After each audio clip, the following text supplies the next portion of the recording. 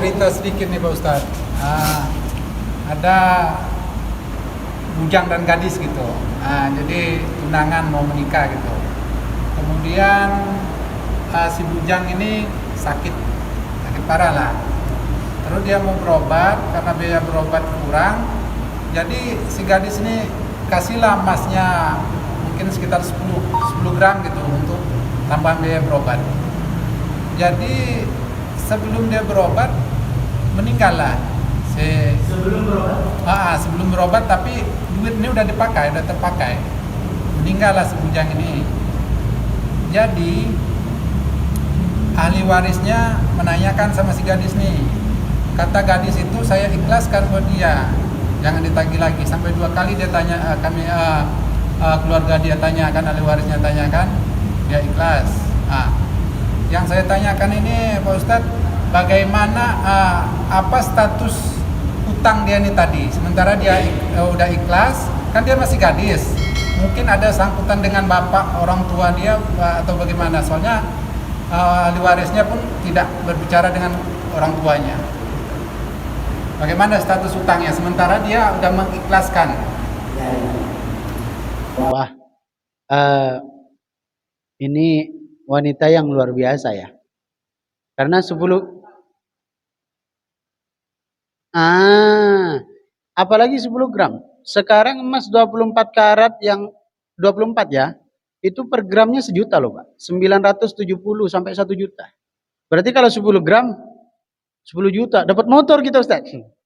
Nah, gimana nih Ustaz? Begini. Kalau misal yang bersangkutan, sahibul mal, pemilik harta, itu sudah mengikhlaskan, maka ini sudah dianggap selesai semua sangkut utang piutang. Tapi kan beliau masih gadis, masih punya orang tua. Apakah kita mesti menuntut relanya, izinnya, redhonya kepada orang tua akan harta yang sudah diikhlaskan itu tadi? Tidak. Kecuali anak ini masih belum mukallaf. Belum mukallaf itu masih budak-budak. Sementara ini kan udah mau nikah, nggak mungkin budak-budak. Pasti udah dewasa. Kalau anak itu mukallaf dan dia memiliki harta, maka harta itu bukan berada pada kuasanya, tapi berada pada kuasa orang tuanya atau walinya. Tapi kalau dia sudah dewasa dan dia memiliki harta, maka kuasa harta itu sepenuhnya milik dia.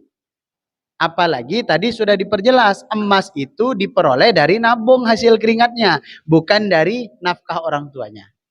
Jadi nggak perlu redha dari orang tua, nggak menjadi masalah.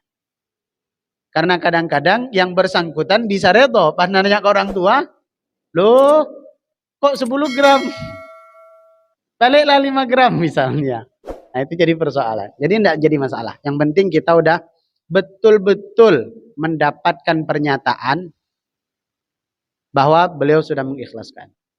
Dan saran saya, memang tidak selalu, tapi sewaktu-waktu dibutuhkan.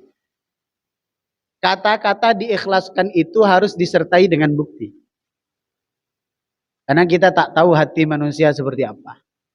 Kadang hari ini ikhlas karena ekonominya sedang lapang. Nanti saat ekonominya sulit, diungkit itu lumayan 10 gram misalnya. Tapi kalau kita udah percaya beliau adalah orang baik, maka tidak menjadi masalah. Cukup dengan keredaannya, keikhlasannya, selesai. Sangkut utang piutang.